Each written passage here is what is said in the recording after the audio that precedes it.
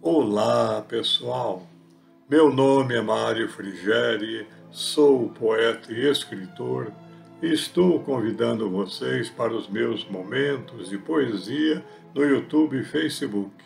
Serão mais de 900 poemas e mensagens, meus e de outros poetas, interpretados com muito carinho para iluminar o seu coração.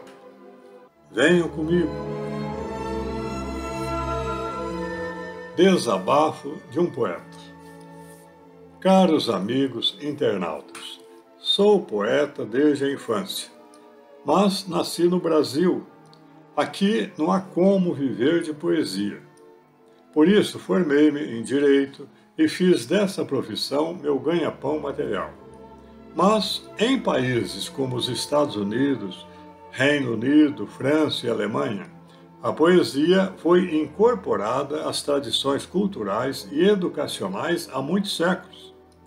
Movimentos literários como o romantismo, o simbolismo, o modernismo e outros deram destaque à figura do poeta como um dos principais representantes da alma cultural de uma nação. Lá, a poesia é amplamente estudada e promovida em escolas e universidades. Existem cursos especializados em escrita criativa que incluem poesia como um dos focos principais. Nos Estados Unidos, muitos poetas trabalham como professores universitários enquanto continuam a produzir suas obras. Isto lhes proporciona um meio de sustento enquanto cultivam o dom poético.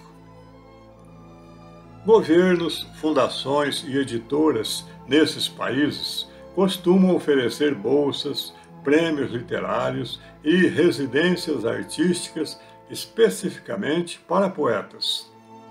Essas iniciativas financiam a produção artística e garantem sua visibilidade e sustentabilidade.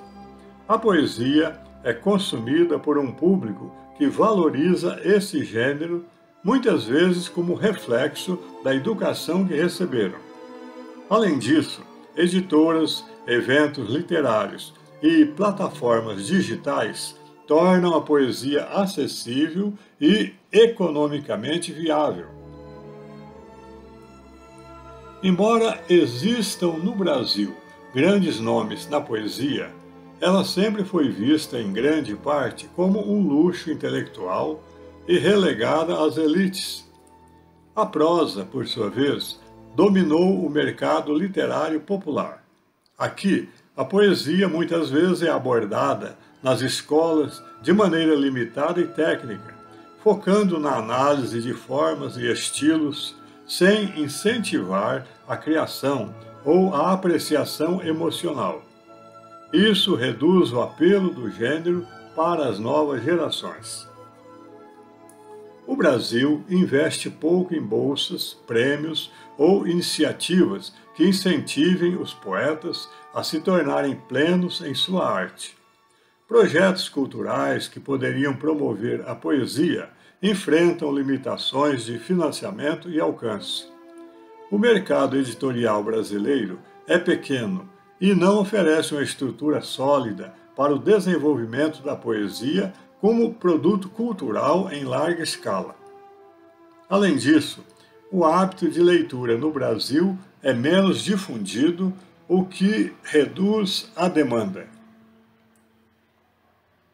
É claro que minha intenção nunca foi viver financeiramente de poesia.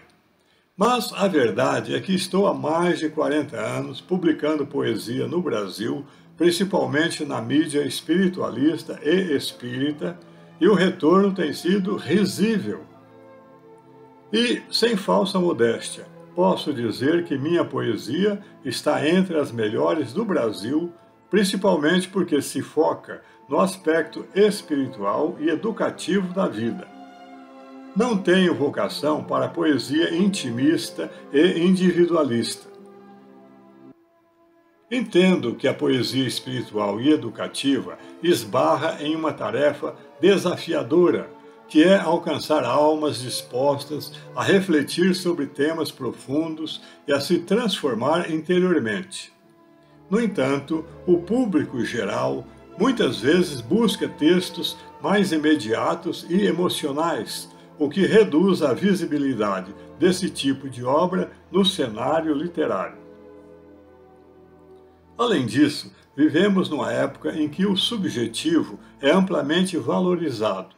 Poemas que retratam experiências pessoais ou reflexões internas imediatas costumam encontrar maior ressonância, porque dialogam diretamente com o sentimento individualista predominante em nossa cultura.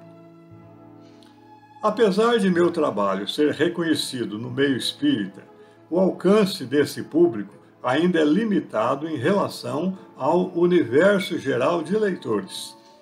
E mesmo dentro desse nicho, a prosa parece ter a preferência diante da poesia, o que reduz ainda mais o espaço para o gênero poético. O Brasil carece de uma cultura de leitura que forme leitores preparados para absorver o impacto mais sutil e profundo de uma poesia espiritual e educativa. Muitos não foram educados para identificar a riqueza contida nesse tipo de escrita. E o que temos visto nos suplementos literários são, muitas vezes, poesias que mais parecem uma lista de compra de supermercado. Certo dia, eu estava muito chateado com os resultados provenientes da divulgação de minha poesia. Ao fazer essa reclamação à minha esposa, ela me disse: semeia e passa. Nunca vi uma mulher mais irritantemente prática. Mas é difícil ser poeta e prático ao mesmo tempo. Os poetas geralmente vivem mais num mundo ideal do que no material. E isso é difícil de ser entendido pela maioria das pessoas. Entretanto, é no mundo ideal que se encontram as sementes das grandes transformações. A poesia não deve ser feita para agradar ao momento presente, mas para tocar as cordas profundas da alma, e às vezes essas cordas pedem tempo, décadas e até séculos para vibrar. Nesse contexto, o idealismo dos poetas é necessário porque aponta caminhos para além do horizonte visível. Mesmo quando os olhos de hoje não o enxergam, o futuro talvez reconheça o farol que os poetas têm acendido no mundo. Os poetas amam. Sem dúvida, eles estão entre as criaturas que mais sabem amar no mundo. Mas seu amor tem um lance diferente do amor do mundo. Leio em uma edição da Revista Espírita, publicada por Allan Kardec, o seguinte, ditado por um espírito, abre aspas: os poetas amam as mulheres na Terra. Eles acreditam por um momento que sim, mas o que eles amam é o ideal, é uma quimera criada por sua imaginação ardente, é um amor que só pode ser satisfeito por Deus. Todos os poetas têm uma ficção na alma, a ficção da beleza ideal, que julgam ver passar na terra. E quando encontram uma linda criatura que jamais deverá ser sua, então dizem que o sonho se desfez na realidade. E se tocarem a realidade, cairão das regiões etéreas sobre o realismo da matéria, e não mais encontrando o ser com que sonhavam, criam outra quimera. Fecha as aspas. Esse trecho da Revista Espírita revela uma percepção profunda da alma dos poetas, quase como se fosse um raio que atravessasse o coração dos sonhadores. Parece que o espírito que ditou a mensagem captou a essência do que significa ser poeta, ou seja, um eterno peregrino das estrelas, que encontra na imaginação um refúgio ou uma fonte de inspiração e muitas vezes uma prisão dourada. De fato, Os poetas vivem uma realidade paralela que não se dobra às leis do mundo físico. Eles buscam o ideal, a beleza absoluta, a perfeição, que só existe nas esferas superiores do pensamento ou no que se pode chamar de a realidade de Deus. A quimera que o Espírito menciona não é um desdém ao amor humano, mas uma forma de exaltá-lo. Para o poeta, o amor terreno é muitas vezes apenas um vislumbre, uma sombra daquilo que é eterno e infinito. No fundo, a imaginação não é uma fuga da realidade, mas uma tentativa de transcendê-la. O poeta não se contenta com o que vê, ele precisa dar asas ao que sente. É por isso que, ao amar, não ama apenas a pessoa diante de si, mas o que ela representa, ou seja, um eco do divino, uma promessa de algo muito mais sublime. E quando a realidade não corresponde à visão, o coração poético não desiste. Então, ele cria outra quimera, outro ideal, e continua assim sua jornada sem fim. A queda das regiões etéreas sobre a realidade da matéria é um risco inevitável para o poeta que tenta tornar palpável aquilo que é etéreo. Talvez seja esse o seu maior desafio: aceitar que a perfeição que tanto busca aqui na Terra é sempre limitada e imperfeita. Ainda assim, essa desilusão é o que alimenta a sua chama interior. É no contraste entre o sonho e a realidade que a poesia ganha força, como um grito de saudade. Saudade de um lar de que o poeta tem apenas vagos vislumbres. Ser poeta é atender a um chamado espiritual. Esse chamado não desmerece o amor terreno ou as paixões do mundo, mas parece nos lembrar que o seu papel é buscar o transcendente e o inatingível. Talvez seja por isso que a poesia é tantas vezes mal compreendida, visto que ela fala de coisas que os olhos não veem e o coração comum nem sonha em imaginar. A diferença entre o coração do poeta e o coração do mundo é profunda, mas não é irreconciliável. Pelo contrário, é dessa tensão que nasce o segredo da poesia.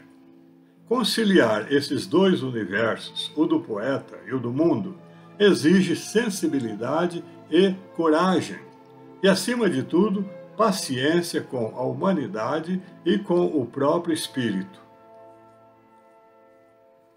O coração do poeta anseia pelo que é belo, puro e eterno. Ele busca traduzir em palavras aquilo que muitas vezes é indizível, como a dor, a esperança, o amor e o que é divino. Para ele, o mundo é um campo de inspiração, mas também de desafios, pois raramente o real se alinha à sua visão ideal.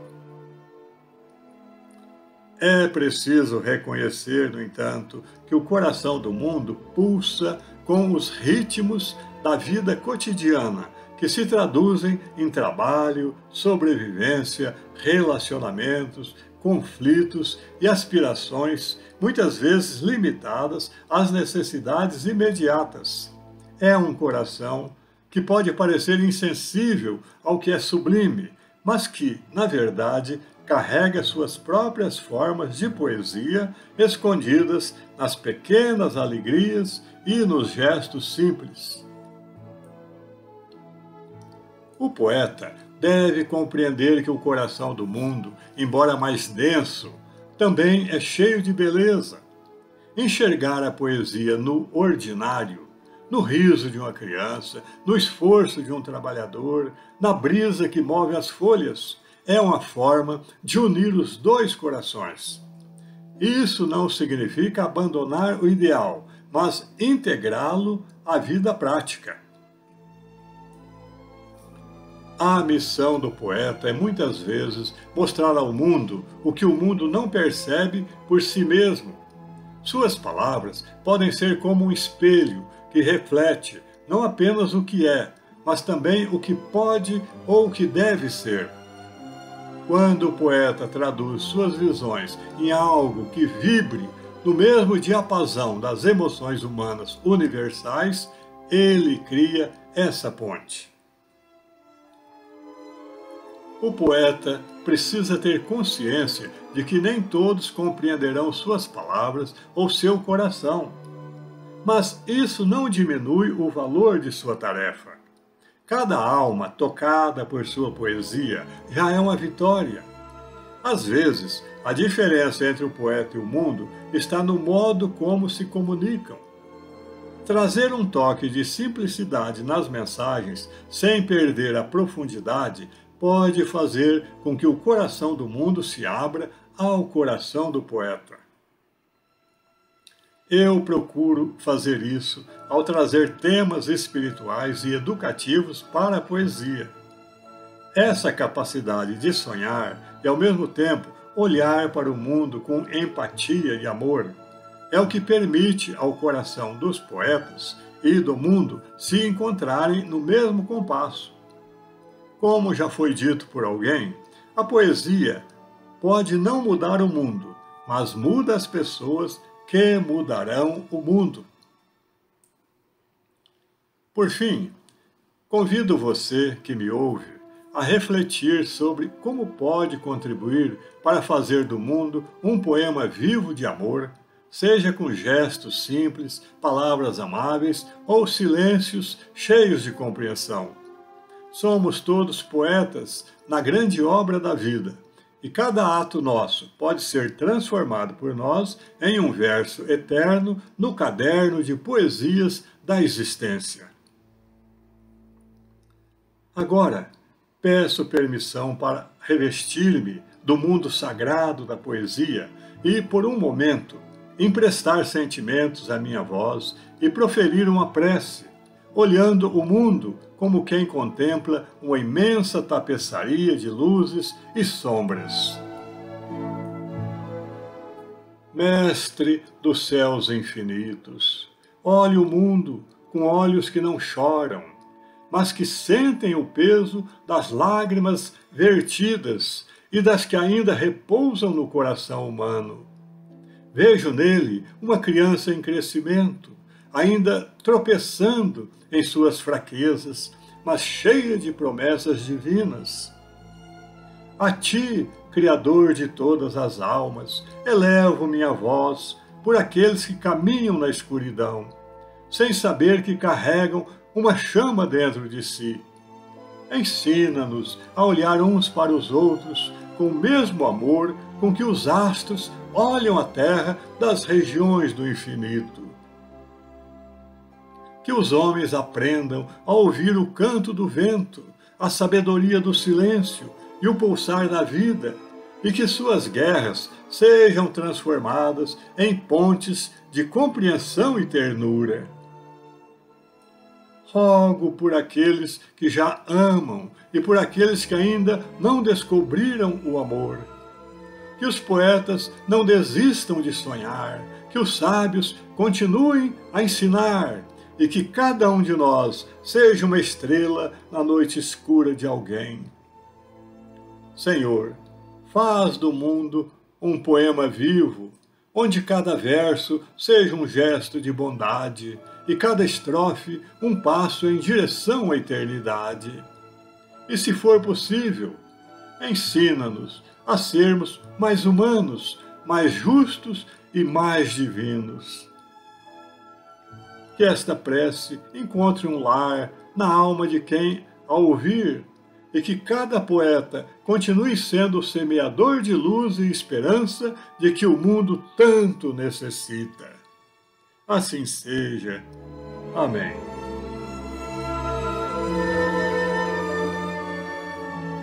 É isso.